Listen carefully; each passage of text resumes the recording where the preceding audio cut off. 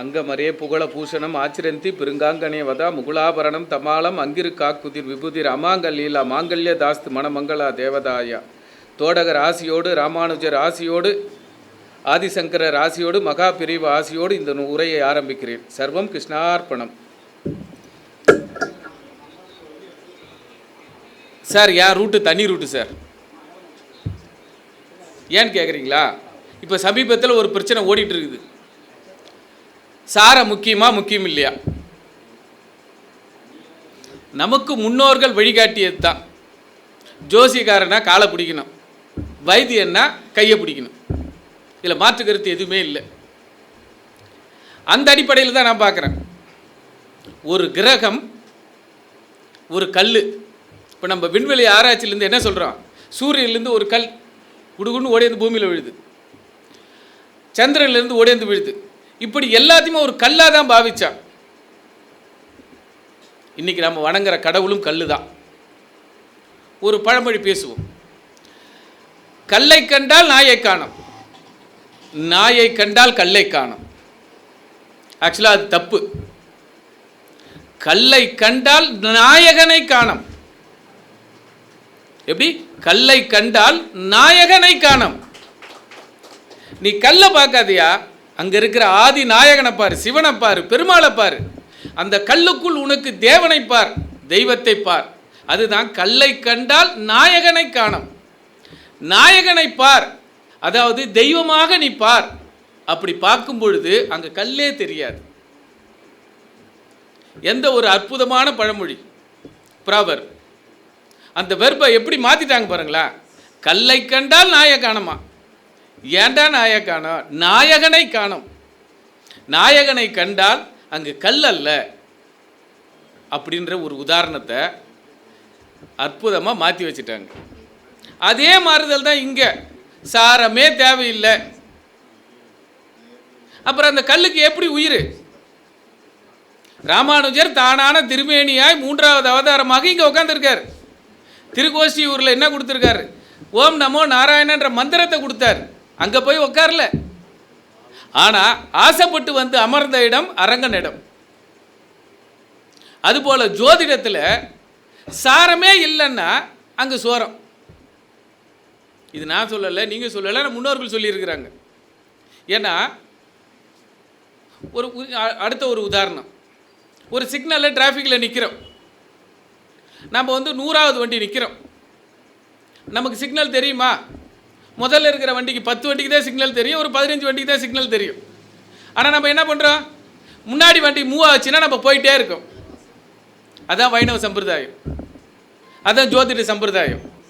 முன்னாடி மூல நூட்கள் என்னுடைய பாட்டன் முப்பாட்டன் அத்தனை பேருமே என்ன சொல்லியிருக்கான்? அனுபவிச்சு சொல்லியிருக்கான். அனுபவிச்சு ஒத்த வரையில் சொன்னான். 1330 குறள் சொன்ன வள்ளுவர் 7 உலகத்துக்கு முன்னாடி 7 அடியில் வச்சுட்டு போயிட்டார். எத்தனை அடியில்? 2 அடியில் 7 வார்த்தைகளை வச்சுட்டு போயிட்டார். ஏன்? அந்த 7 இங்கே எடுத்துன்னு வந்து பாருங்க. கேது 7, செவ்வாய் 7. உறவு என்பது இன்னொரு உதாரணம். யமதர்மனுக்கு பின்னாடி சத்தியவான் சாவித்திரி போனான். காரடையான் நோன்பு 7 அடி நடந்துட்டா. யமதர்மன் முன்னாடி போகிறான், சாவித்திரி பின்னாடி போகிறாங்க. திரும்பி பாரு, எதுக்கு பின்னாடி வரா, எதுக்கு பின்னாடி வரா? ஒரு மனிதன் 7 அடியை பின்பற்றி விட்டால் அவன் உறவாகிறான். ஏமா என் பின்னாடி 7 அடி வர? 7 அடி வந்த பிறகு யமதர்மன் கேட்குறான். ஒன்றும் இல்லை ஐயா, என் பேரன், அதாவது என் மாமனார் அவர் பேரனோடு கொஞ்சம் விளையாடணும், தந்தேன் வரம். யமதர்மனை பார்த்து சத்தியவான் சாவித்திரி கேட்குறான், ஏன் மாமனார் அவர் பேரனோடு கொஞ்சம் விளையாடணும். யமதர்மன் ஆசைப்பட்டு என்ன பண்ணிட்டாரு? தந்தேன் வரன்னு சொல்லிட்டாரு. என் புருஷனை கொஞ்சம் கொடுங்களா? எப்படி? யமதர்மனை பார்த்து சத்தியவான் சாவித்திரினா கேட்குறா, என் புருஷனை கொஞ்சம் கொடுங்க. என்னம்மா இப்படி கேட்குற? கொஞ்சம் நேரத்துக்கு முன்னாடி கூட்டு வந்துட்டீங்களே நீங்கள் தான். அதாவது அந்த 7 அடி என்பது இறந்த தன் புருஷனையே யமதர்ம ராஜாவிடம் இருந்து மீட்டு வந்தது. அந்த 7 தான் இரத்த உறவாக செவ்வாயும் உயிர்ப்பித்தது ஆகிய கேதுவும். அப்போது ஒவ்வொரு கிரகம் எத்தனை ஆண்டுகள், அதுபோல ஒரு கிரகம் என்ன சாரபலம். இப்போ நம்ம வீட்டில் ஒரு கெஸ்ட்டு வராங்க, வந்த உடனே யார் கேட்பாங்க? நம்ம வீட்டில் ஒரு தாத்தா உட்காந்துருப்பார், யார்ப்பா பார்க்க வந்திருக்க? உன் பேரன் கூட படிக்கிற பையன். யார் வீட்டுப்பா பிள்ளை? நான் இன்னாரோட பையன். அதாவது பரம்பரை. இந்த இடத்துல இன்னொரு சென்டென்ஸ் சொல்லுவோம். கோயிலுக்கு போகிறோம், என்ன கேட்பாங்க? உங்கள் குலம் என்ன, கோத்திரம் என்னன்னு சொல்லுவாங்க. ஏன்னா உன்னை வாழ்த்துவதற்காக மட்டுமல்லாமல் உன்னுடைய 7 தலைமுறையும் வாழ்த்து சொல்வதற்காக தான் குலம் கோத்திரம் சொல்லி உன்னுடைய பிராவர்ப்பு. அடுத்த ஒரு சென்டென்ஸ், திதி கொடுக்குறோம். திதி கொடுக்கும்போது என்ன சொல்லி கொடுப்போம்? இன்னாருக்காக. எப்படி? இப்போ எனக்கு அப்பா இல்லை, எங்கள் அப்பாவுக்காக நான் சொல்ல முடியாது. அவர் அப்பா யார், அவர் அப்பா யார், என்ன குலம், என்ன கோத்திரம், உன்னுடைய உறவு என்ன. அரங்கநாதனுக்கு அவருடைய மூத்த மகனான காயத்ரி சங்கர் கொடுக்கும் திலதர்ப்பணம். அந்த ரூட் காஸ்ட் எதன் வழியாக வருகிறது என்பதை அறிவது தான் சாரபலம். ஒரு கிரகம் கல்லு, ஆனால் அதுக்கு உயிர் கொடுக்கறது எது? அந்த கல்லுக்குள் தேரை வைத்தான், தேரைக்குள் நீரை வைத்தான் இறைவன். அப்படி ஒவ்வொரு கிரகத்துக்கும் சாரபலத்தில் தான் உயிரை வச்சான். இப்போ ஒரு நட்சத்திரம் 4 பாதம் ஜென்ரலாக எல்லாருக்கும் தெரியும். ஜனனி ஜென்ம சௌக்கியானாம் பதவி பூர்வ புண்ணியானாம் சொல்லிடுறோம். சொல்லிட்டு இந்த நாழிகையில் இந்த பாதத்தில் கர்ப்பசெல் நீக்க இந்த பாதத்தில் பிறந்தான் என்பதுதான் நம்ம ஜாதகத்தை கணிக்கிறோம். அந்த சென்டென்ஸை மட்டும் பாருங்க. கர்ப்பசெல் போக இந்த நட்சத்திரத்தில் இந்த பாதத்தில் பிறந்தான் என்பது ஜோதிட விதி. நம்ம கணிக்கிறோம், எழுதிடுறோம். எழுதின பிறகு அந்த பாதத்திற்கு மட்டும் நாம் பலன் சொல்கிறோமா? வாடிக்கையாளர் வர்றாரு, வந்த உடனே கேட்கும் பொழுது அந்த ஜாதகத்தில் அந்த நட்சத்திர பாதத்தில் பிறந்தார், இந்த ஜாதகத்துக்கு நாம அந்த பாதத்துக்கு மட்டும் பலன் சொல்றோமா? அப்படின்னா இல்லை. பொதுவான நட்சத்திரம் அனுச நட்சத்திரம்பா, ரைட், ஓகேப்பா. அனுச நட்சத்திரம் 4 பாதம் இருக்குது. சூரிய மாதிரி இயங்குவான், புதன் மாதிரி இயங்குவான், சுக்கிரன் மாதிரி இயங்குவான், செவ்வாய் மாதிரி இயங்குவான். அதில் எது நீசமாவது, எது வர்க்கோத்தமமாவது, எது 4 10 உட்காந்துக்குது, அப்படி எந்த சென்டென்ஸும் பார்க்கல. அந்த சென்டென்ஸு தான் நான் பார்க்க சொல்கிறேன். இப்போது எல்லாத்துக்குமே லக்னம். இப்போ நம்ம அடிப்படையில் தவறு பண்ணுற இடம், என்னோட ரூட்டில் ஒரு மனிதன், இப்போ நம்ம இந்த திருச்சி எடுத்துக்கலாம், இதே காய்கறி மார்க்கெட்டை எடுத்துக்கலாம். 2:30 மணியிலிருந்து உழைக்கிற மக்கள் இருக்காங்க. 8 மணிக்கு கடை ஓனர் வர்றார், 10 மணிக்கு வந்து வியாபாரம் பண்ணுறாங்க. இந்த ஒரு மனிதன் 2 மணிக்கு உழைக்கிற மனிதனுக்கு என்ன லக்னம்? லக்னத்தினுடைய அமைப்பு என்ன? 8 மணிக்கு வர ஓனரோட அமைப்பு என்ன? அதுக்கு மேலே ஃபினான்ஸ் விடுற ஃபினான்சருக்கு என்ன லக்னம்? அப்போ அந்த லக்னத்தின் தன்மை எது? அந்த லக்னத்தினுடைய தன்மை எப்படி நம்ம நிர்ணயம் பண்ணுறோம்?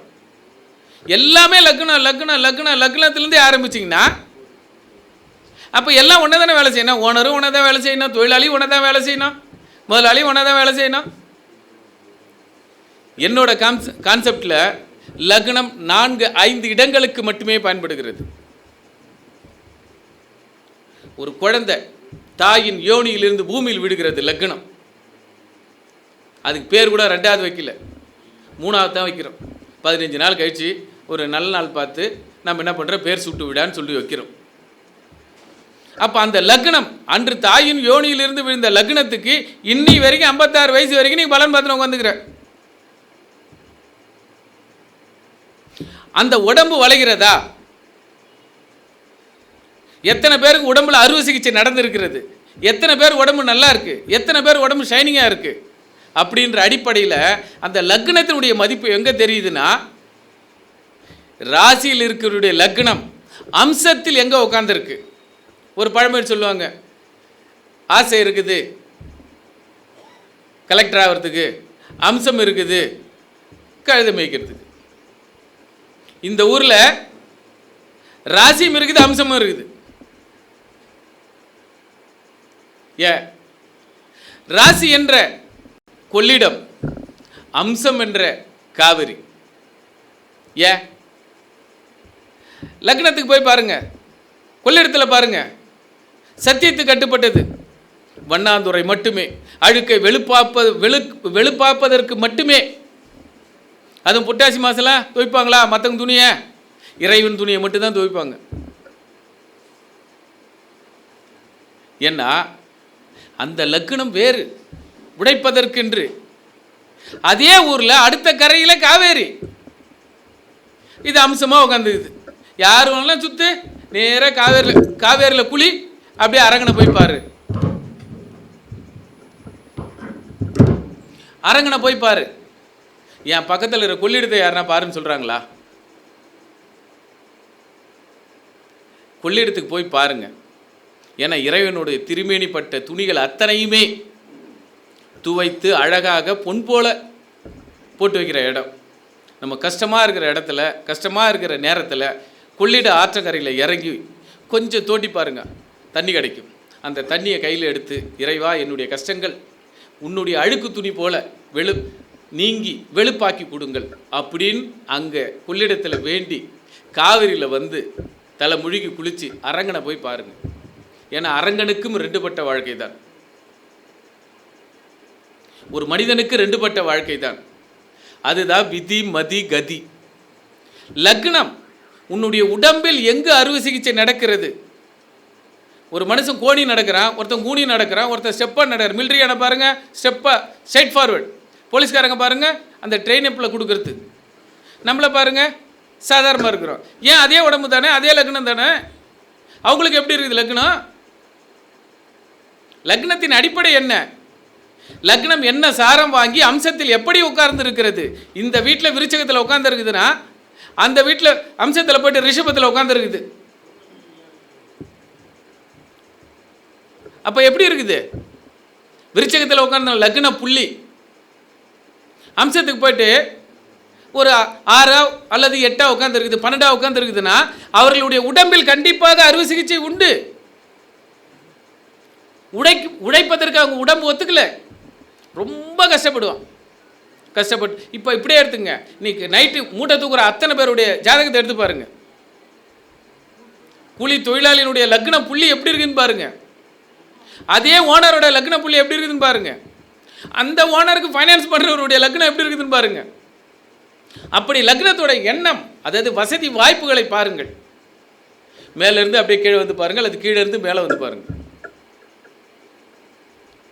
அப்போ ஒரு லக்ன புள்ளி ராசி கட்டத்தில் எங்கு இருக்கிறது? அம்சத்தில் எங்கு இருக்கிறது? திரிகோணமாக இருக்கிறதா, கேந்திரமாக இருக்கிறதா, 6-8 இருக்குதா, 2-12 இருக்குதா, 3-7 இருக்குதா, எப்படி இருக்கிறது? அப்படி பார்த்த பிறகுதான் இந்த உடம்பு, இந்த பொய் உடம்பு. எத்தனை பேர் வந்து திருநீர் பூசிக்கிறாங்க, எத்தனை பேர் நாம போட்டு இருக்கிறாங்க. அப்போ அவங்க நாம போட்டனுடைய காரணம் என்ன? நெத்தியில் விபூதியோடு இருக்கிறதுக்கு காரணம் என்ன? அவங்களுடைய லக்ன புள்ளி 1-9 இருக்கும் அல்லது 1-5 இருக்கும். ராசியை விட அதன் தன்மை என்ன என்பதை அம்சத்தில் உணரு. இப்போ எனக்கு விருச்சிக ராசிப்பா, விசாக நட்சத்திரம் 4ஆம் மாதம் நான் பிறந்தது. எல்லாம் எடுத்தோடனே நம்ம என்ன சொல்கிறாங்க? சந்திர நீசமாக போச்சு, சந்திர நீசமாக போச்சு தான்ப்பா சொல்கிறாங்க. ஆனால் நான் நீசம் மட்டும் பாறையா இருக்கேன். 3 பசங்க படிக்க வச்சுன்னு இருக்கேன். என் பசங்க, ஒரு பொண்ணு வந்து 4ஆவது டிகிரி படிக்கிறா, 2 பையன் 2ஆவது டிகிரி முடிக்கிறா. எந்த குறையும் இல்லை ஆண்டவனுடைய அனுகிரகத்தில். ஏன்? அம்சத்தில் அது போய் எங்கே உட்காந்துருக்குது? சந்திரன். விசாக நட்சத்திரம் 4ஆம் பாதத்தில் பிறந்தன்னா சந்திரன் நீசமா? எங்கள் அம்மா இப்போ என் கூடவே இருக்காங்க, 75 வயசு வரைக்கும். எங்கள் அம்மாவுக்கு வயசு 75.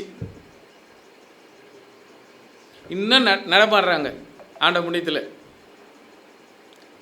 விருச்சகத்தில் சந்திரன் நீசம் நீசம் நீசம் சொல்லி சொல்லியே ஜோசியர் அங்கே தான் இருக்கார்.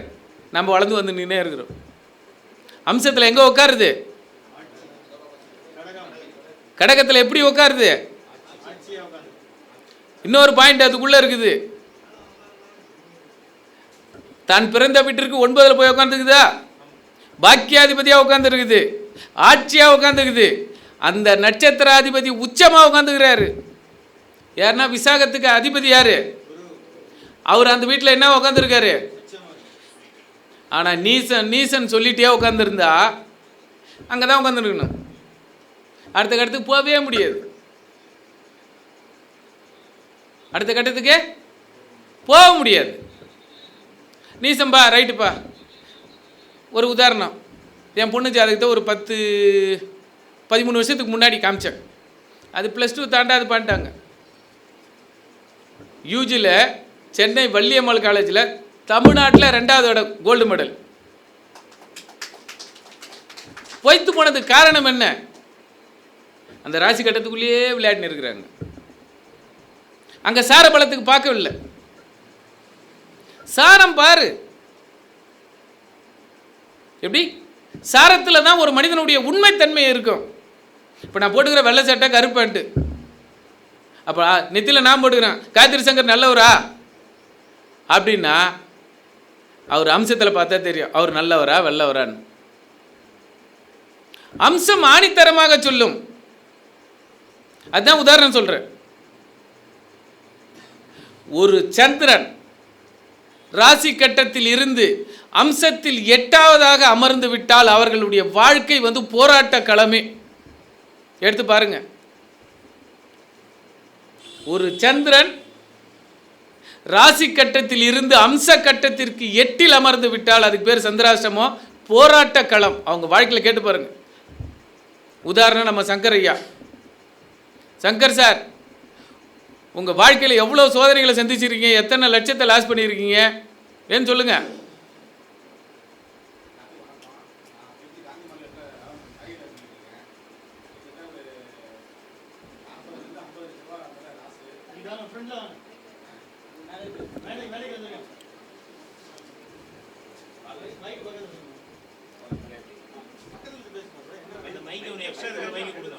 அதாவது ஐயா, இவர் ஒங்கூருக்கார்.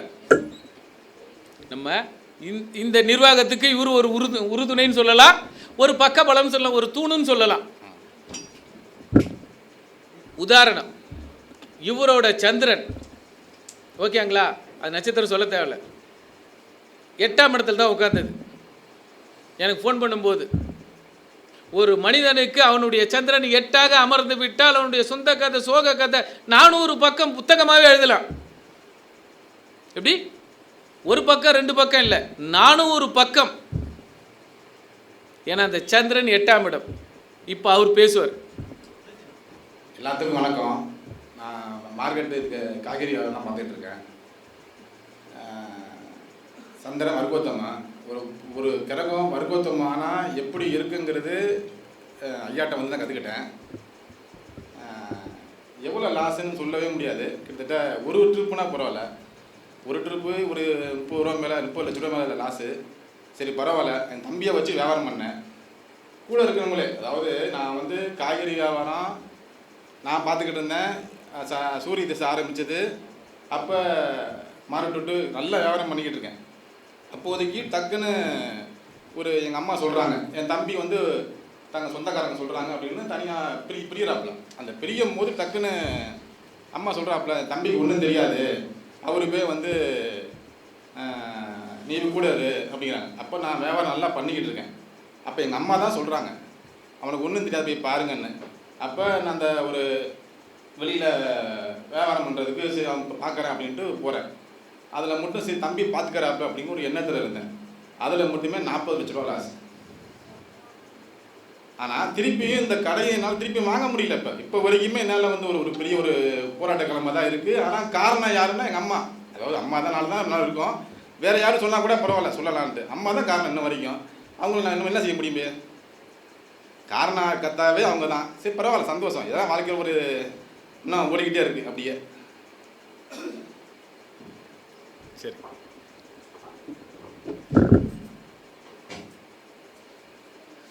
அப்போ ஒரு சந்திரன் 8ஆம் பாவத்தில் உட்காரக்கூடாது.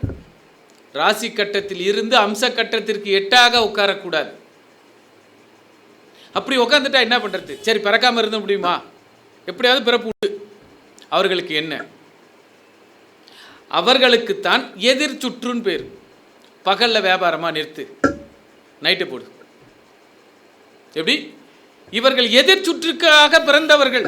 எதிர் சுற்றில், அதாவது பகல் நம்ம எல்லாம் காலையில் டியூட்டிக்கு போகிறோம், காலையில் வேலை செய்வோம், காலையில் 6லேருந்து நைட்டு 8 மணி வரைக்கும் வேலை செய்வோம். ஆனால் இவர்கள் 8 மணியிலிருந்து அதிகாலை 6 மணிக்குள் வேலை செய்தால் அற்புதமாக சம்பாதிச்சிருவாங்க. அந்த சின்ன பாயிண்ட்டை வர வாடிக்கையாளர்கிட்ட சொல்லி, அப்பா உன்னுடைய பிறப்பில் உன்னுடைய ஜாதக அமைப்பில் இப்படி இருக்கிறது, நீ தயவு செய்து செய்கிற வேலையை மாற்றி செய். எப்படி? செய்கிற வேலையை மாற்றி செய். ஒரு ஜாதகத்தில் தன்னுடைய சந்திரன் 8 உட்காந்துட்டா இந்த பிரச்சனை. லக்னமும் 8 உட்காரக்கூடாது. ஏன்னா உடல் உழைப்பு பிடிஞ்சு பிடிஞ்சு பிடிஞ்சு ரொம்ப கஷ்டப்பட்டு இந்த இடத்துல ஆணுக்கும் பெண்ணுக்கும் வேறுபடும். இதுவே பெண்ணுன்னா புருஷன் குடிச்சிட்டு உதைக்கிற பெண்களோட ஜாதகத்தெல்லாம் பாருங்கள், லக்ன புள்ளி எப்படி இருக்குதுன்னு. செம்மையாக அடி வாங்கியிருக்கோம். லக்ன புள்ளி அடி வாங்கியிருக்கான், வீட்டம்மாவும் அடி வாங்கியிருப்பாங்க. அப்போ அவங்களுக்கு ஒரு சின்னதாக, இங்கே பார், புருஷன் வந்தான்னா அவனுக்கு நாசூக்கா புரிய வை. ஏன்னா எல்லா ஆண்களும் பெண்களுக்குள் அடக்கம். தாயாகவும் மனைவியாகவும் மகளாகவும் கருவறையும் ஒன்று தான், கழிப்பறையும் ஒன்று தான். நாசூக்கா நடத்துக்க. இது ஒரு ஸ்டைல். லக்னம், இந்த லக்னம் திருமணத்துக்கு பார்க்கணும். 3ஆம் பாவம் தாலி கட்டும் பொழுது லக்னாதிபதியோ 3ஆம் பாவத்தில் இருக்கக்கூடிய கிரகமோ எந்த விதத்திலையும் கிடக்கூடாது. எப்படி? தாலி கட்டுகின்ற அந்த 1.5 மணி நேரம், 1 மணி நேரம் 20 நிமிஷம் கொடுக்கக்கூடிய முகூர்த்த நேரத்தில் உள்ள லக்ன புள்ளி எப்பொழுதும் கிடக்கூடாது. அன்றைக்கி தான் அதுக்கு தான் கெட்டி மேலே சொல்லுவாங்க, நல்லா முடிஞ்சித்து சீக்கிரம் அடிங்கன்னாங்க. அந்த லக்ன புள்ளி கெட்டவர்கள் வாழ்க்கையில் ஆராய்ச்சி பண்ணி பாருங்கள். ஒரு திருமணம், இங்கேருந்து மைசூர் போகிறோம், மைசூர் போயிட்டு உட்காந்து தாலி கட்டுற நேரத்தில் கரெக்டாக முகூர்த்தம் போடுறோம். இந்த இந்த இந்த நேரத்தில் தாலி கட்டின பிறகு 9 வருஷம் ஆகிப்போச்சு, இன்னும் குழந்தை பாக்கியமே இல்லை. அந்த லக்ன புள்ளி அந்த திருமண தேதியில் கொடுக்கக்கூடிய லக்னம், அந்த லக்னம் லக்னாதிபதி எந்த விதத்திலையும் கிடக்கூடாது. அதே போல் 3ஆம், ஏன்னா கழுத்து முடிச்சு, நண்பர் ஒருத்தர் பேசினார், மூல நட்சத்திரத்தில் முடிச்சு விடும் சூப்பராக. 3ல் கேது இருந்தால் போட்ட முடிச்சு அவிழாது, போட்ட முடிச்சு அவிழ்க்கவே முடியாது. நம்மளுக்கு என்ன பண்ணுவோம், முடிச்சு டைட்டாக போட்ட பிறகு அறுத்துருவோம், இவ்வளோ தான் செய்வோம். ஏன் முடிச்சு அவுக்க முடியல? அது போட்ட நேரம் உள் சூட்சமோ அப்படின்னு பார்த்தா அது கேதுவாக இருக்கும். சரி,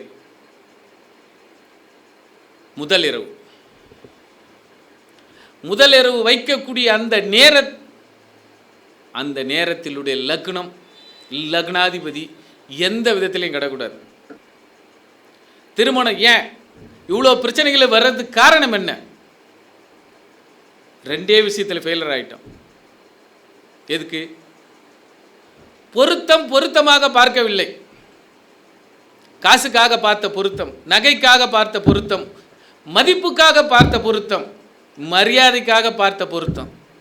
உண்மையாக ஜாதகத்துக்கு பார்க்கல. பொண்ணு நல்ல பொண்ணுடா, இல்லைடா வீட்டுக்கு ஒரே பொண்ணு, 4 ஏக்கர் சொத்து இருக்குது, சரி போ. இது என் வாழ்க்கையில் நான் கண்டேன். என் தம்பிக்கு அப்படி தான் பார்த்தோம். எனக்கு பாகவர் வீட்டில் பொண்ணு எடுத்தாங்க, என் தம்பிக்கு உள்ளூரில் பொண்ணு எடுத்துக்கணும். பொண்ணுக்கு ஜாதகம் இல்லை. வந்த 13ஆம் நாள் சொத்து பிரிஞ்சு போச்சு. என் தம்பி ஜாதகத்தில் இருக்குது. நட்சத்திரம் ஆயில்ய நட்சத்திரம் 3ஆம் பாதம். எப்படி? ஆயில்ய நட்சத்திரம் 3ஆம் பாதம். கடகத்தில் பிறந்து அம்சத்தில் கும்பத்தில் உட்காந்து தான் வீட்டுக்கு நேராக 8. இன்னி வரைக்கும் இன்னும் 17 வருஷம் ஆகிப்போச்சு. வாய்ப்பு இல்லை. ஏன் இந்த முகூர்த்தம்? திருமணத்திற்கு நல்ல ஜாதகத்தை, இப்போ என் மனைவி வந்தா, அப்போ எனக்கு 2 ஏக்கர் 67 சென்ட் தான் இருந்தது. மனைவி வந்த 3ஆவது வருஷம் 9 ஏக்கர் 65 சென்ட் வாங்குறோம். ஏன்? என் மனைவி தனுசு ராசி, கேட்ட 1ஆவது பாதம், கேட்டை தான் பிறந்த வீட்டிற்கு 2, எப்படி ராசி கட்டத்தில் விருச்சகத்தில் பிறந்த அம்ச கட்டத்தில் தனுசில் உட்காருது. அவங்க வீட்டில் இருந்து புகுந்த வீடு 2வது வீடு, எல்லாருக்குமே 2வது வீடு. ஒரு பெண் வலது காலை எடுத்து வைப்பதற்கு என்ன, புகுந்த வீட்டுக்கு வான்னு கூப்பிட்றதுக்கு போது வலது காலை எடுத்து வைக்கிறது 2ஆம் பாவம். அவள் வந்தா நல்லா இருந்தோம். ஏன், ஒரு கிரகம் தான் பிறந்த வீட்டிற்கு எப்படி அமைகிறது என்பதை முதல்ல பார்க்கணும். சரி, இந்த முதல் இரவு அந்த லக்னம், அந்த இணைவுக்கு லக்னம் முக்கியம். ஒரு ஆணுக்கும் பெண்ணுக்கும் உடல் உறவுக்கு லக்னம் முக்கியம். இது 3வது. அந்த நேரத்தில் குறிக்கக்கூடிய லக்ன புள்ளியோ அல்லது லக்னம் நின்ற பாவமோ என்ன நாளும் கிடக்கூடாது. கெட்டு போச்சுன்னா, அன்னைக்கு கரு நின்று போச்சுன்னா 20 வருஷம் கழிச்சு நம்மக்கிட்ட ஓடியாரும்.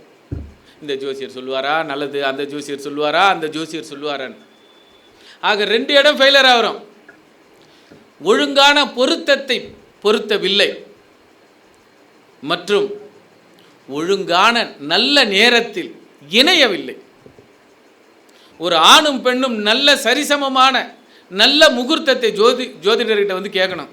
ஐயா, இன்னைக்கு சாந்தி முகூர்த்தம் வைக்கலான்னு இருக்கிறேன், நாள் குறித்து கொடுங்க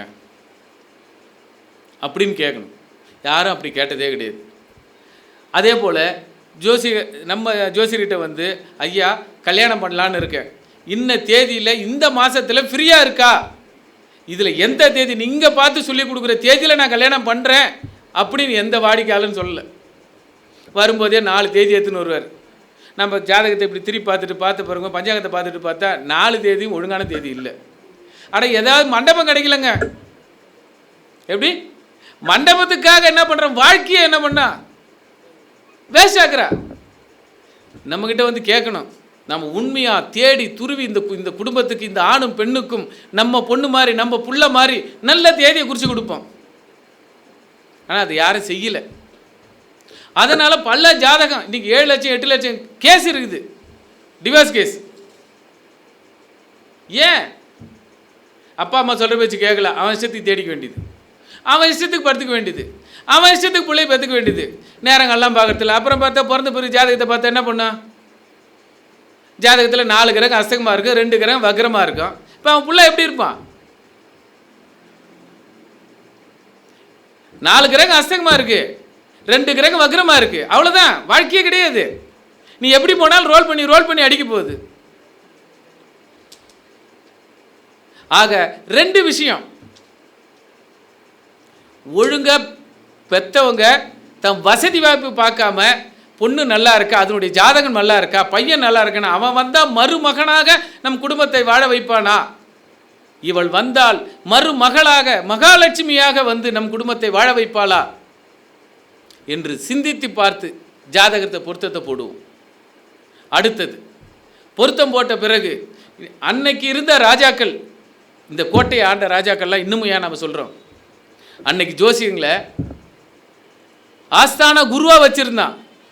ஏன், நல்ல காலம் எது, நல்ல காலம் எது, இந்த ராஜ்யத்தை ஆளுவதற்கு எனக்கு ஒரு மகன் பிறக்க வேண்டும். இந்தாண்ட தஞ்சாவூரில் ஆளுறான் ராஜராஜ சோழன், அவன் மகன் ஜெயங்கொண்டத்தில் ஆளுறான். தஞ்சாவூரில் கோயில் இருக்குது, அங்கே வாராகி இருக்கா. கங்கை கொண்ட சோழபுரத்தில் மகிஷா மர்த்தினி இருக்கா. ஏன், அந்த சொத்துக்கு, அந்த சுகத்துக்கு, அந்த ராஜ்யத்தை காப்பாற்று பண்ணுறதுக்கு. அதுபோல தாங்க ஒவ்வொரு ஆணும் பெண்ணும் இணையும் போது நல்ல நேரம் பார்த்து நச்சின்னு ஒரு பிள்ளை பெற்றுக்கோ, நச்சின்னு 2 பிள்ளையை பெற்றுக்கோ. ஆனால் ஊரா பிள்ளைலாம் நல்லா படிச்சுட்டு வேலைக்கு வந்துட்டான்னு சொல்லிட்டு நாம் ஆதங்கப்படுறோம். ஏன், நம்ம நல்ல நேரத்தில் கூடலை, நல்ல நேரத்தில் குழந்தை தங்கலை. 20 வருஷம் கழிச்சு கட்டி எடுத்து சுற்றுது. பொண்ணு கிடைக்குமா, மாப்பிள்ளை கிடைக்குமா, பொண்ணு கிடைக்குமா, மாப்பிள்ளை கிடைக்குமா. 2 விஷயத்தில் தான் நம்ம ஃபெயிலியர் ஆகிறோம். இந்த 2 விஷயத்தில் மட்டும் நம்ம கரெக்டாக வச்சுட்டா நம்மளை தேடி யாரும் வரமாட்டான். சந்தோஷம், ஏன்னா நல்லா வாழறோம். அப்படி அந்த குழந்தைகளும் அந்த ஜாதகமும் அந்த குடும்பமும் நன்றாக வாழ்கிறது. ஒரு தடவை போனப்பா அந்த மனுஷன் சொன்னாம்பா, கரெக்டாக நல்லா இருக்குப்பா, இன்னமும் நல்லா வாழ்ந்துக்கின்னு இருக்கேன். என்கிட்ட வர ஜாதகருக்கு நாங்கள் சொல்லுவோம், இந்த காலம் உனக்கு கெட்ட காலம், நீ என்ன இன்வெஸ்ட்மெண்ட் பண்ணாலும் பண்ணாத, அமைதியாக இரு, காலத்தை எழுதி கொடுப்போம். இந்த காலம் வரை நீ பொறுமையாக இருந்துதான் ஆக வேண்டும். அதுக்கடுத்தது சொல்லுவோம், இந்த காலம் டாப். நீ 1 கோடி ரூபாய் லோன் வாங்கினாலும் இந்த காலம் சிறப்பாக இருக்கிறது. ஜோதிடத்தில் 2 விதி, நல்ல காலம், கெட்ட காலம். நல்லது தைரியமாக செய், ஆனால் அதுக்கும் ஒரு காலம் இருக்குது. கெட்டது அதுக்கும் ஒரு காலம் இருக்குது. இங்கே பொறுமையும் நேர்மையும் மட்டுமே 2 தூண்களாக இருக்கிறது. அந்த 2 தூணை நம்ம தான் கரெக்டாக சொல்லிக் கொடுக்கணும். சரி, அடுத்த லக்கணம் சஷ்டி அம்சத்துக்கு. 60 வயசானவுடனே சஷ்டி அம்சத்தை கொண்டாடியே தீர வேண்டும் என்பது எல்லாருடைய கனவு. எல்லா ஆண்மங்களுக்கும் ஒரு பெரிய சந்தோஷம். என்ன சந்தோஷம் தெரியுமா? அப்பா அம்மா பார்த்து கல்யாணம் பண்ணி வச்சாங்க. ஆண்மையில் அன்றைக்கி நம்மளுக்கு ஒன்றுமே தெரியாது. ஏதாவது கட்டுறாங்க, ரைட்டு, பொண்டாட்டியோட பொண்ணு கிடச்சிருது, சந்தோஷமாக இருந்துடுறேன்னு சொல்லிட்டு நம்ம பண்ணிடுறோம். ஆனால் அப்பாவுக்கு மட்டும் தான் தெரியும் வலி, எவ்வளோ கடை வாங்கினாரு, என்ன பண்ணார், இந்த பையனுக்கு கல்யாணம் பண்ணி வச்சதுன்னு. ஆனால் 60 வயசு நம்ம வந்த பிறகு நம்ம அப்பா என்ன பட்டார் கஷ்டங்கள் என்பதை நம்ம உணர்வோம். அது மறு வாழ்வுன்னு பேர். ஒவ்வொரு ஆணுக்கும் கிடைக்கிறது. பெண்ணுக்கு எப்படி தான் பிறந்த வீட்டிலிருந்து புகுந்த வீட்டிற்கு வருகிறாளோ, அது மாதிரி திருமண வாழ்க்கைக்கு பிறகு 60வது கல்யாணம் பண்ணுவது ஒரு ஆணுக்கு ஒரு கொடுப்பனை. முன்னோர்கள் சொல்லியிருக்காங்க, ஒரு பெண்ணை பார்த்து, நீ 5 தாலி கட்டிக்கிடி அப்படின்னு சொல்லுவாங்க. ஒரு அற்புதமான வரம் தெரியுமா? ஏன்னா 60ல் 2வது தாலி கட்டுவோம், 70ல் 3வது தாலி கட்டுவோம், 80ல் 4வது தாலி கட்டுவோம், 100ல் 5வது தாலி கட்டுவோம். அப்போ இறைவனோட அருள் எப்படி இருக்கும்? கட்டுற நமக்கு. ஆனால் கட்டுறது ஒரே மனைவிக்கு மட்டும்தான் கட்டணும். நம்ம 5 கல்யாணம் 5 தாலி கட்டிடக்கூடாது. ஆனால் அந்த எத்தனையோ பேர் இருக்காங்க. நான் என் கண் கூட 2 பேரை பார்த்துருக்கேன். அவங்ககிட்ட ஆசீர்வாதம் வாங்கியிருக்கேன், 5 தாலி கட்டி. அப்போ இறைவன் என்ன அனுகூலம் பண்ணியிருக்காங்க, அவங்க எப்படி வாழ்ந்திருப்பாங்க அந்த 100 வயசுக்கு.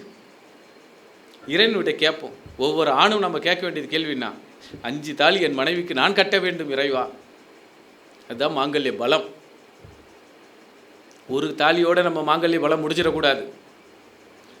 70, 80, 100 இந்த 5க்கு சான்ஸ் அடிக்கணும். அந்த சான்ஸ் தான் சஷ்டி அம்சம் 60. அப்போ நம்மளை உட்கார வச்சு தண்ணி ஊற்றும் பொழுது எத்தனை பேர் வந்து ஆசீர்வாதம் கேட்பாங்க நம்மளை. நீங்கள் 2 பேரும் போல, வள்ளுவன் வாசிக்கு போல எங்களை வாழ்த்துங்க. அப்போ நம்ம பண்ண தப்பு எல்லாமே மறைஞ்சி இந்த புள்ள நல்லா இருக்கட்டும். தப்பே எந்த நாளுமே நம்மளால் அந்த சிந்தனை கூட வராது, கோவ தாபம் எதுவுமே வராது. ஐயோ இன்னும் அடுத்த 70க்கு இன்னும் ஒரு 10 வருஷம் லீட் பண்ணுவோமே, இன்னொரு தாலியும் கட்டலாம், இன்னும் 100 பேருக்கு வாழ்த்து சொல்லலாம், நம்ம பேர பசங்களுக்கு நம்முடைய அனுபவங்களை கற்றுக் கொடுக்கலாம். இந்த வீட்டுக்கு ஒரு வரமாக ஒரு வைரமாக நம்ம என்ன பண்ணலாம், வாழ்ந்துன்னு இருக்கலாம். இது ஒரு ஆணுக்கு கிடைக்கிற ஒரு சுகம். அதுக்கு தான் பெண்ணுக்கு 5 தாலி கட்டுற வரம் இருக்கா. அந்த 2 ஜாதகத்தில் நான் போட்டு பார்த்தேன். 5 தாலி எப்படி ஏறிச்சு உங்களுக்கு பொருத்தத்தில். அந்த பெண்ணுக்கு 5 மாங்கல்யம் எப்படி ஏறியது, அப்போ அந்த ஜாதகம் எப்படி இருக்கு. அது மாதிரி கட்டின இவன் ஒரு ஆண் மகன் எப்படி இருக்கிறான். அந்த 2 ஜாதகம் என்னோட ஆய்வு செஞ்சு பாருங்கள். உங்களுக்கு 5 தாலி கட்டின 100 வயசு வாழ்ந்தவங்களுடைய ஜாதகம் இருந்தால் அவர் ஏன் 5 தாலி கட்டினார், இது ஏன் இந்த பெண் 5 மாங்கல்யம் வாங்கி கொண்டது, அப்போ அவங்களுடைய ஜாதக அமைப்பு எப்படி இருக்கும். இதாங்க 5வது இந்த லக்னத்துக்கு உண்டான வேல்யூடு. குழந்தை பருவத்தில் இருக்கக்கூடிய லக்னம். அதற்கு அடுத்தது 8வது வயதில் நம்ம பூணூல் கல்யாணம் போடுவோம். லக்னம் இந்த உடம்பு நம்ம பூணூல் போடுறோம் இல்லையா, உபநயனம் சொல்வதற்கு அதுக்கு 2, 3வது மாங்கல்யம் கட்டுறதுக்கு, 4வது உடல் உறவுக்கு, 5வது சஷ்டி அம்சத்துக்கு. சரி, இது 5 ஒரு பக்கம். உன் வாழ்வில் சொந்த தொழில் ஒரு மனிதன் செய்கிறான் அப்படி என்றால், இங்கே இருக்கிற எல்லா ஜாதகத்தையும் எடுத்து பாருங்க, சொந்த தொழிலில் ஜெயிச்சவங்களோட லக்ன புள்ளி சூப்பராக இருக்கும். சுய தொழிலில் ஒரு வாடிக்கையாளர் வந்து கேள்வி கேட்குறான்னு வச்சுங்க, ஏப்பா நான் 50 லட்சம் பிஸ்னஸ் பண்ண போகிறேன்,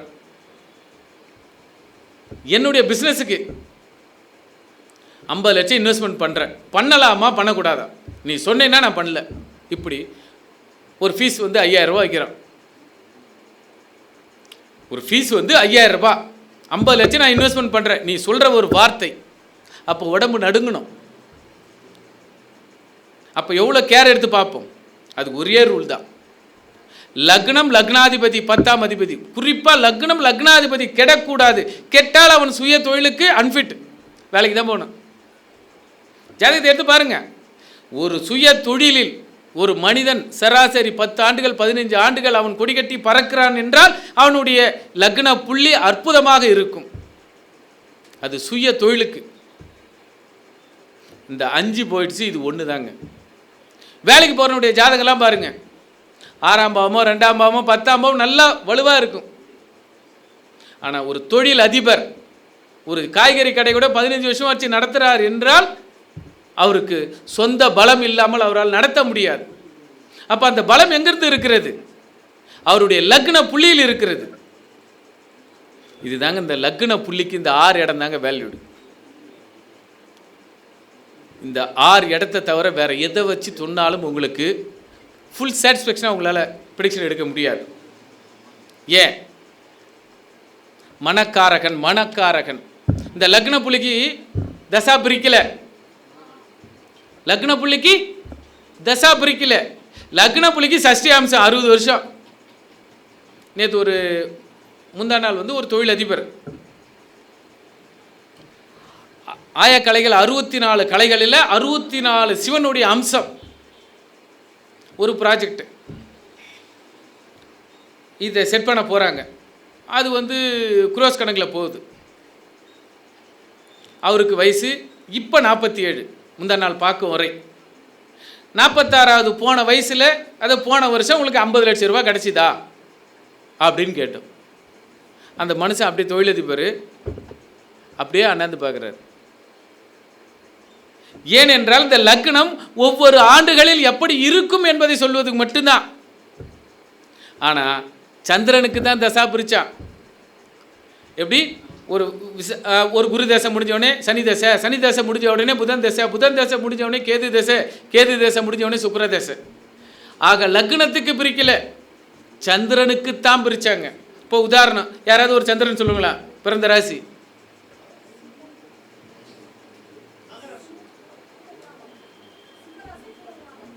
சிம்ம ராசி. ரைட்டு. இவங்களுக்கு பிறந்த பிறகு பூர நட்சத்திரம் 3ஆம் பாதம். அக்கா தங்கச்சிக்கு ஒற்றுமையாக இருக்கிறாங்களா? எல்லாம் நல்லா இருக்காங்களா? ஏன் இந்த கேள்வி கேட்டோம்? உங்கள் வீட்டுக்காரோட அண்ணன் தம்பிங்களாம் ஒற்றுமையாக இருக்கிறாங்களா?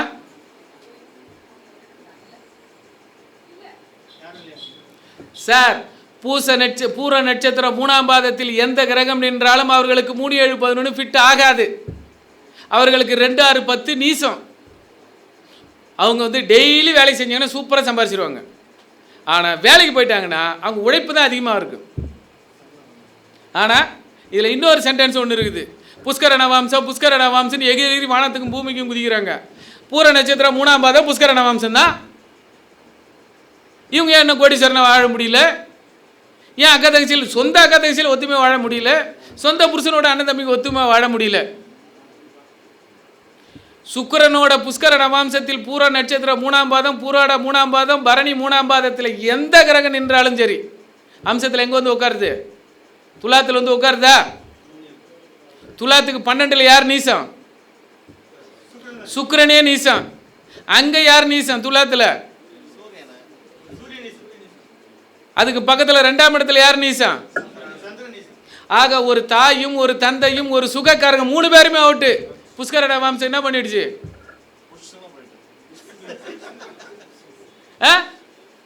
புஷ்கர நவாம்சம் என்ன தெரியுங்களா? பஸ்ஸில் கூட்டமாக போகிறோம், நம்ம பக்கத்தில் ஒருத்தன் அப்போ தான் என்ன பண்ணுவான்? சார் நான் அடுத்த பஸ் ஸ்டாண்டில் பஸ்ஸில் அவன் என்ன பண்ண அடுத்த ஸ்டாப்பில் ஏறுவான். நம்ம ஏறினோடனே ஐயோ கூட்டம் அதிகமாக போச்சு, ஊர் போய் சேர்ற வரைக்கும் நொந்துருவான். நம்ம பக்கத்தில் எழுந்திருப்பான். அக்கா நீங்கள் உட்காந்துங்க, அண்ணா உட்காந்துங்க. அப்பா இவ்வளோ கூட்டத்தில் நமக்கு ஒரு சீட்டு கிடச்சிதுறான்னா அதுதான் புஷ்கர நவாம்சம். அதாவது ஒரு சுகத்தின் அளவை கூடுதலாக கொடுக்கக்கூடிய, அவ்வளோதான். அதுக்காக அதுவே வாழ்க்கை என்பது அல்ல. அதிலே இன்னொரு சென்டென்ஸு. அதே துலாத்தில் சனி உச்சம், 12ல் புதன் உச்சம், இங்கே கேது உச்சம். குடும்ப வாழ்க்கைக்கு செட் ஆச்சா? சனி கேது புதன் எப்படி? சனி கேது புதன். சனிக்கு 2 பக்கம் புதனும் இந்த பக்கம் கேதுவும் உச்சம். குடும்ப வாழ்க்கை செட் ஆச்சா? எப்படிக்கா நல்லா இருக்கிறீங்க? எப்படி சந்தோஷமா இருக்கிறீங்க? இப்போ தெரியுதா? சந்நியாச வாழ்க்கை பட்டும் படாமல் தாமரை இலை போல. இவர் மூத்தார் என்ன சொல்லுவாரோ, நாத்தனார் என்ன சொல்லுமோ, இப்படி பயந்து பயந்து பயந்து தான் நம்மளுடைய வாழ்க்கையை ஓட்ட முடியுமே தவிர ஒரு ஃபுல்ஃபில்டாக ஓட்ட முடியாது. புஷ்கர நவாம்சம். ஓகேங்களா? அப்போ ஒரு சந்திரன், இப்போ அவங்க பிறந்தது பூர நட்சத்திரம் 3ஆம் பாதம். அடுத்தது என்ன தசை? பூரத்துக்கு அடுத்தது சூரிய தசை. என்ன நடத்திருக்கோம்? உத்திரம். பூரத்துக்கு அடுத்த நட்சத்திரம் உத்திரம். அதுக்கு அடுத்தது அஸ்தம், சந்திர தசை. அதுக்கு அடுத்தது சித்திர நட்சத்திரம். இதுதாங்க தசா. தசா பிரிக்கும் வழிகளில் இதுதான் தசா ஸ்டெப்பு. பூர நட்சத்திரம் சுக்கிர தசை, அதுக்கு அடுத்தது உத்திரம் சூரிய தசை, அதுக்கு அடுத்தது சந்திரன் அஸ்த நட்சத்திரம், அதுக்கு அடுத்தது. இதுதான் தசாவினுடைய ஸ்டெப்பு. இந்த ஸ்டெப்பில் இன்னொரு சென்டென்ஸ் ஒன்று வரும். இந்த 16 சக்கரம் 17 சக்கரம் டாரஸை ஓட்டுறாங்க இங்கே நம்மளுது. எப்படி ரோட்டில் ஓடுற டாரஸு நம்ம ஜாதகத்தில் டாரஸ் ஓடுதா? பூர நட்சத்திரம் 3ஆம் பாதத்தில் இருக்கக்கூடிய பிறந்துட்டு இருக்காங்க. 20 வருஷத்தில் 10 வருஷம் போயிடுச்சு, மீதி 10 வருஷம் தான். அதுக்கு தான் 16 சக்கரம். எப்படி? அதுக்கு தான் 16 சக்கரம். அடுத்த தசான்னு ஒன்று மாறுது. அதுக்கு யார் போட்டது 16 சக்கரம்? அதுக்கு அடுத்த தசா மாறுது. யார் போட்டது 16 சக்கரம்? சக்கரங்களுக்கும் ஒரு லிமிட். அந்த தசா முடியும் வரை அவ்வளோதான். அதுவே அந்த சக்கரத்தை பிடிச்சி தொங்காதீங்க. சரி, இந்த சந்திரனுக்கு இப்படி ஒவ்வொரு தசா பிரிச்சுருக்காங்க. அப்போ ஒரு பாதத்துக்கு ஒரு தசாவுக்கு 4 பாதம். அடுத்த தசா இப்போ உங்களுக்கு வந்து என்ன தசை வருது? உங்களுக்கு வந்து இப்போ ராகு தசை ஓடுதா? சுவாதி நட்சத்திரத்துலேருந்து ஓடுது. இப்போ நம்ம வீட்டில் யாருன்னா கவர்மெண்ட் எக்ஸாம் எழுதுறாங்களா? யாரும் எழுதலை. Public exam எழுதுறாங்களா? +2 10th எல்லாம் முடிச்சிட்டாங்க. எழுதுறாப்லையா எழுதிட்டாப்லையா? ரைட்டு. ஏன்? ராகு திசை முதல்ல எங்கே உட்காரும்? 4 பாதத்தில் முதல் பாதம் எங்கே உட்காரும்? ராகு தனுசு ராசியில் உட்காரும். பாக்கியாதிபதியாக உட்காருவார். எப்படி? ராகு திசை சூரியன் ராகு புதன் இதை 3 வந்து தனுசு மண்டலத்தில் உட்காரும். எந்த தசை வந்தாலும் அரசாங்க வேலைக்கோ அரசியல் வேலைக்கோ இல்லை எக்ஸாம் பப்ளிக் எக்ஸாமுக்காகவோ இவர்கள் படிப்பையும் அல்லது ஜோதிடத்தையும் தொடர்வார்கள். சூரிய தசை யார் சூரிய தசை வந்தது ஜோசியத்துக்கு வந்தீங்க? இல்லை புதன் தசை வரும்போது யார் வந்தீங்க? ராகு தசைக்கு வரும்போது யார் வந்தீங்க? இது வந்தால் ஞான திசைன்னு பேர், தியாக மண்டலம்னு பேர். இதுக்கு என்ன மண்டலம்? தியாக மண்டலம். இது 3 தியாக மண்டலம். சூரிய தேசம் யார் வந்தாலும் சரி தான், ஏதாவது ஒரு சொத்தழியும். ராகு தேசம் வந்தால் விட்டுட்டு வெளியே ஓடி வந்துடுவோம். கடன் கொடுத்துட்டு அவசப்பட்டு எப்போ வராத கடனுக்காக வெளியே வந்துடுவோம். புதன் தேசம் வந்ததுன்னா படிப்புக்காக இந்த ஒட்டு உறவு தேவைன்னு சொல்லிட்டு வெளில வரும். மண்டலத்தை பிரிங்க, தசாவை பிரிங்க. தசாவுக்கு தாங்க வாழ்க்கை. இப்போ எனக்கு சுக்கிர தேசம் நடக்குது, 20 வருஷம் நான் 20 வருஷம் ஒரே மாதிரி இருப்பேனா? மேசத்தில் இருக்கும்போது என்னவா, சிம்மத்தில் இருக்கும்போது எப்படி இருப்பேன்? கண்ணியில் வரும்போது எப்படி இருப்பேன்? துலாத்திற்கு வரும்போது எப்படி இருப்பேன்? விருச்சிகத்துக்கு வரும்போது எப்படி இருப்பேன்? ஏன்னா 4 பாதம், எல்லாத்துக்கும் 4 பாதம். இதுதானே முன்னோர்கள் சொன்னாங்க. காலப்பாரியா காலப்பாரியா காலப்பாரியா சாரம்பாரியா சாரம்பாரியான்னு. நம்ம பொதுவான பலனை சொல்லி உட்காந்துருக்கோம். அப்போ லக்னம் எத்தனை இடத்திற்கு பயன்படுகிறது? 6 இடம். அப்போ சந்திரனுக்கு வரும். தசாவை இப்படி பிரியுங்கள். உடனே இன்னொரு செயல், இப்போ இன்னொரு செயலை சொல்லணும்னா தாராபலன் ஆவுனா தாராபலன் ஆவுனா தாராபலன் 4வது நட்சத்திரம் 6வது நட்சத்திரம் 8வது நட்சத்திரம் 2வது நட்சத்திரம் இப்படியெல்லாம் சொல்கிறாங்க. ஒரு ரூல் ஒன்று தெரியுமா? உங்களுக்கு கொடுக்க வேண்டிய 10,000 ரூபாயில் பாதி பிடிச்சிட்டு பாதி உங்கள் தம்பி கொடுத்தா ஒத்துப்பீங்களா? ஒத்துக்க முடியுமா? சொல்லுங்கள். நீங்கள் ஒர்க் பண்ணுறீங்க, உங்களுக்கு மாதம் 30,000 ரூபாய் சம்பளம், பாதி சம்பளம் உங்ககிட்ட கொடுத்துட்டு பாதி சம்பளம் உங்கள் தம்பிக்கே உங்கள் அப்பாகிட்ட கொடுத்துட்டு ஒத்துப்பீங்களா? சொல்லுங்க. அப்போ எப்படி சம்பத்து தாரை வந்துடுது? சம்பத்து தாரைனா உனக்கு முழுசா கிடைக்கணும். ஏன் உனக்கு முழுசா கிடைக்கல? சம்பத்து தாரையாக வருகிறது 2, 4, 6, 8, 9. இந்த தாரையில் வரக்கூடிய நட்சத்திரங்கள் உடைபடாமல் இருக்கணும். எப்படி? ரெண்டாவது தாரை சம்பத்து தாரை உடைஞ்சு போச்சுன்னா சம்பத்து முழுசா கிடைச்சிடுமா? ஆனா இன்னைக்கு நம்ம சொல்றது ரூலு சம்பத்து தாரை 2, 4, 6, 8, 9. என்னப்பா உடைஞ்சு போச்சுப்பா, முட்டை உடைஞ்சு போச்சு, நீ ஆம்லேட் அங்க போட வேண்டிய ரோட்ல போட்ட, எடுக்க முடியுமா? ரூல படி. இரண்டாவது நட்சத்திரம் நான் ஏன் பெரியவா வணங்குறேன்? என்னுடைய நட்சத்திரத்துக்கு முழுமையான நட்சத்திரம் மனுஷன். அதை கெட்டியமா பிடிச்சிக்கினேன். ஒரு மனிதனுடைய நட்சத்திரம் 2வது நட்சத்திரம் முழுமையா, 4வது முழுமையா, 6வது முழுமையா, 8வது முழுமையா, 9வது முழுமையா. 9 கூட விட்டுருங்க, பரம மைத்திரை தாரை. ஏன்னா பாதி நன்மை பாதி தீமை. 5வது நட்சத்திரம் பிரத்யோகம் என்பது போல பாதி நன்மை பாதி தீமை. எந்த நட்சத்திரம் உங்களுக்கு மிருக குணத்திலையும் எடுக்கணும். 2, 4, 6, 8 அப்படின்னு. இப்போ என்னோட நட்சத்திரம் புலி, ஓகேங்களா? புலி எதன் மீது பாயும்? சிங்கத்து மீது பாயுமா? மானு, ஆடு, சின்ன சின்ன மிருகங்கள் இரையாகும். அதான் தாராபலன். நம்ம பசிக்கு உணவு, நம்ம தேவைக்கு பயன்படணும். கடன் கேட்குறான், 50,000 ரூபா கொடுக்க வேண்டியதில் 5,000 ரூபா கொடுத்துட்டு மீதி நீ கடன்லாம் முடிச்சுட்டு வாடா கொடுக்குறேன்னா ஏற்றுப்புமா? அல்லது நம்மளுக்கு பயன்படுமா?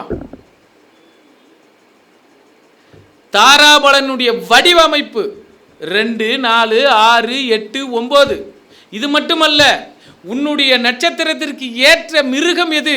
அந்த 2, 4, 6, 8, 9 இருக்கக்கூடிய நட்சத்திரம் மிருகம் வேல்விடு வரணும்.